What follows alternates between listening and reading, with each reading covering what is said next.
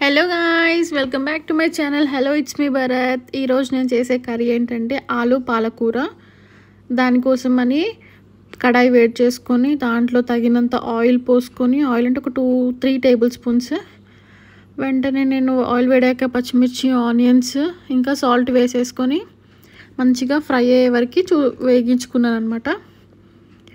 అది లైట్గా మంచిగా గోల్డెన్ బ్రౌన్ కలర్ వచ్చే వరకు వేగిన తర్వాత దాంట్లోకి నేను వెంటనే తొక్క తీసి కట్ చేసుకున్న పొటాటో వేసుకుంటాను, ఆలుగడ్డ. చూసారా ఇప్పుడు మీరు, ఆనియన్స్ ఫ్రై అయిపోయాయి. ఈ కన్సిస్టెన్సీ రాగానే ఎక్కువ ఫ్రై అవసరం లేదు, మరీ గోల్డెన్ బ్రౌన్. ఎందుకంటే ఆలు కూడా ఆయిల్లోనే వేగాలి కాబట్టి క్యూబ్స్లో కట్ చేసుకున్న ఆలుగడ్డని కూడా నేను వేసేసుకున్నా.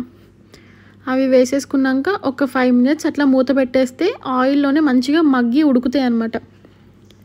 మూత పెట్టేసుకున్న తర్వాత అది మగ్గుతుంది, చూసారా. చాలు, ఇంత మగ్గిన తర్వాత వెంటనే దీంట్లోకి నేను 1 టేబుల్ స్పూన్ అల్లం వెల్లుల్లిపాయ పేస్ట్, జింజర్ గార్లిక్ పేస్ట్ వేసుకొని దాన్ని కూడా మంచిగా కలిపేస్తాను అనమాట. ఎంత బాగా వేగుతుందో చూసారా. చాలు, ఇప్పుడు ఇంత తర్వాత 1 టేబుల్ స్పూన్ ఆఫ్ అల్లం వెల్లుల్లిపాయ పేస్ట్ వేసి ఇంకో స్పూన్ పసుపు వేసుకొని దాన్ని కూడా బాగా కలిపేసుకుంటా. పసుపుని కూడా బాగా కలిపేసుకున్న తర్వాత మళ్ళీ ఒకసారి మూత పెట్టేసుకొని దాంట్లోకి నేను కడిగి కట్ చేసి పెట్టుకున్న పాలకూరని యాడ్ చేస్తా. ఈ కన్సిస్టెన్సీ ఇక్కడ ఇంతవరకు వచ్చిన తర్వాత, ఎందుకంటే మీకు ఆల్రెడీ అక్కడ హాఫ్ బాయిల్ అయిపోయింది అనమాట ఆలుగడ్డ.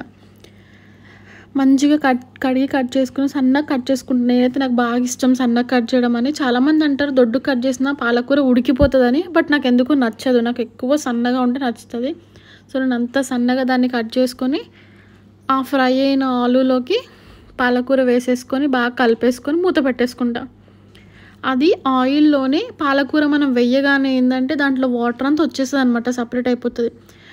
అదే వాటర్తోని మనకి కర్రీ అనేది ఆలు కానీ పాలకూర కానీ బాగా మంచిగా ఉడికిపోతుంది.